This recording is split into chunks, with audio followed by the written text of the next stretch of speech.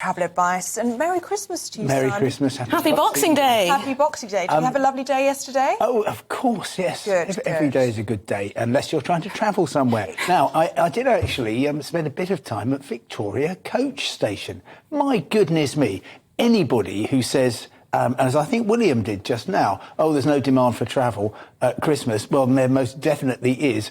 Thousands of people travelling very successfully, multiple buses and so on. Same thing today, wherever you want to go. If you're travelling in the UK, for instance, Manchester to Birmingham, 25 coaches each way today. So basically, you just sort of pick your time and... yes, well, people prefer to take the train, don't they? Well, they do. The coach is a bit of a nightmare.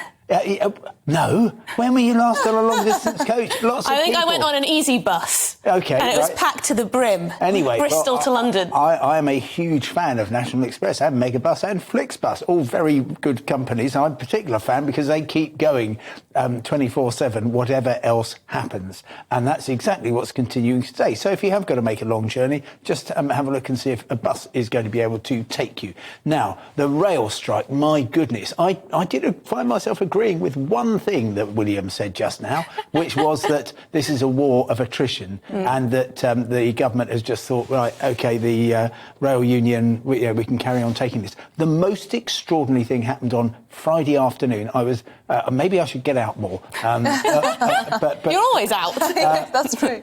So, sorry, this was Saturday afternoon, so Christmas Eve, and I was just going around the London terminal stations just as they were literally being locked down. The last train out of Waterloo was 2:15 in the afternoon, and that was it. This is the effect of the latest 4-day strike.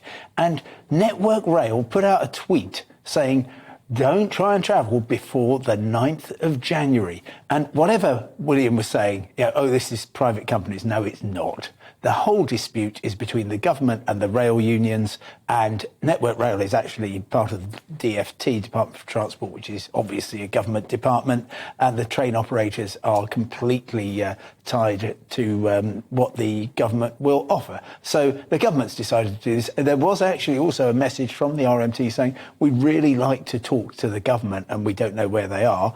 But at the moment, this is dragging on. And just to remind you how things are... So you think the government should get around the table with Mick Lynch? Look, I think all us passengers, and there's 21 million people like me who don't have a car or access to a car who have to travel by rail. And to be told, oh, come back middle of January isn't good enough. And the first trains, I've carbon dated it. It's going to be the 7:53 tomorrow from Sheffield to Plymouth.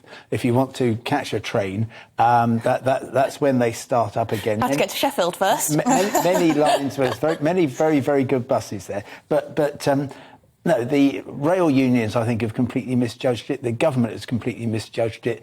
The passenger and the taxpayer are caught up in this middle of this kind of ideological row, and it's absolutely all it's doing is destroying the railways. And if the government, if the unions want to do that, then that is entirely up to them. But the passengers, frankly, had enough. May I ask something about the border force staff? Because I was reading headlines about how airports were actually working better without them. Well, so there was all this commentary about how they must be useless.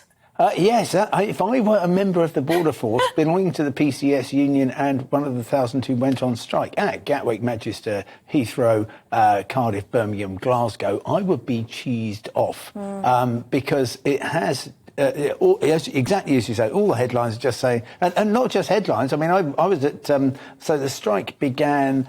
on third, all these days blend into one, but it's definitely the 23rd. So I was at Gatwick at 5 o'clock in the morning expecting all these people to say, oh, it's been stuck in the queue for 3 hours.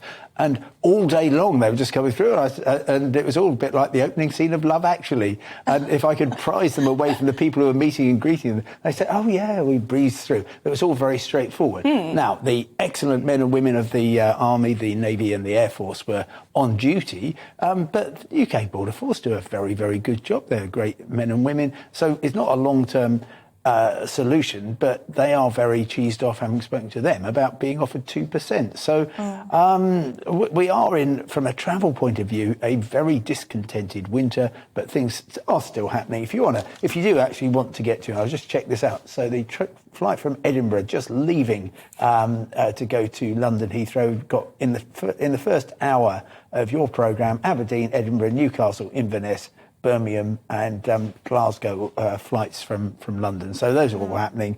It is ridiculous. You can't just go to your local station and get on a train, though. I've had a